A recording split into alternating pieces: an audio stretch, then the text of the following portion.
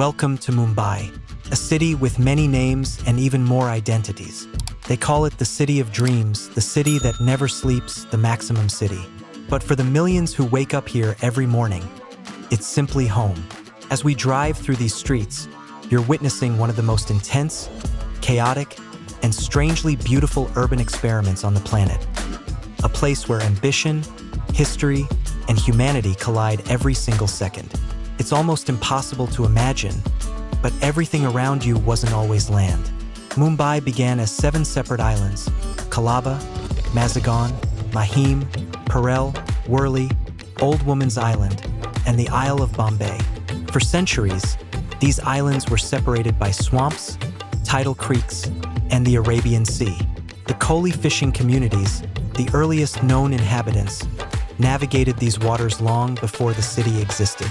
They worshipped Mumbai Devi, the goddess who eventually gave the city its name. Then came the Portuguese in the 1500s, who called it Bahia, the Good Bay. Later, in 1661, the islands were handed over to the British as part of a royal wedding dowry. What followed was one of the most ambitious land reclamation projects in human history. Over 150 years, engineers drained marshes, filled creeks, and connected the islands into a single landmass. The famous Hornby Vellard project in the 1780s literally reshaped the coastline, taming the sea and creating the foundation of modern Mumbai. But Mumbai didn't just grow outward, it grew upward and inward. Waves of migrants arrived from every corner of India. Traders from Gujarat, textile workers from Uttar Pradesh, shipbuilders from the Konkan coast, and communities from as far as Iran and Africa. Each group brought its own language, food, music, and traditions, turning the city into a living mosaic. By the late 19th century, Mumbai had become one of the world's largest cotton exporting ports. The mills powered the economy, and the docks connected India to global trade routes. Even today, the city's port handles millions of tons of cargo, quietly fueling the nation's economy behind the scenes. As you look out the window now, you can feel the pulse of the city. This is the birthplace of Bollywood, a film industry so massive it produces over 1,000 movies a year. It's also home to the legendary Dabbawalas, the lunchbox delivery network so precise that global business schools study their system as a model of efficiency. Notice the architecture around you. Tiny shrines tucked between glass towers, colonial-era stone buildings standing beside neon-lit billboards, and narrow lanes opening into massive flyovers. Mumbai is a city of contrasts, where luxury skyscrapers rise above century-old chawls, and where the richest home in the world stands just a short walk from some of the most densely populated neighborhoods on Earth. And yet, despite these extremes, there's a shared spirit here, a resilience locals call the Mumbai spirit. It's the quiet determination that keeps 22 million people moving, dreaming, and rebuilding every single day. In this city, life doesn't slow down.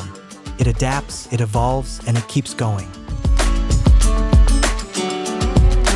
And here it is, the Chhatrapati Shivaji Maharaj Terminus.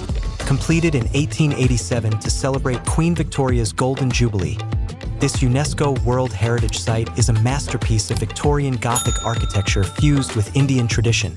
Notice the massive octagonal dome. It's topped by a statue of a woman holding a torch, representing progress. Once the most expensive building in Mumbai, it remains the beating heart of the city today, where over 3 million people pass through these gates every single day. It isn't just a station, it's a living monument to Mumbai's history. As we leave the historic district, the stone buildings start to give way to a different view.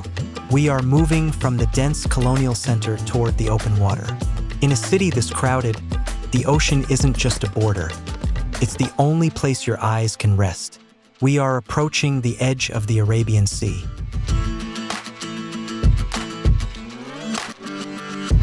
Welcome to Marine Drive.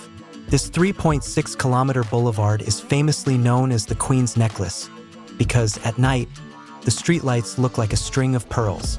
For Mumbaikers, this is the ultimate escape. Whether it's to catch a sunset or feel the sea breeze, all roads in Mumbai eventually lead back here, to the sea.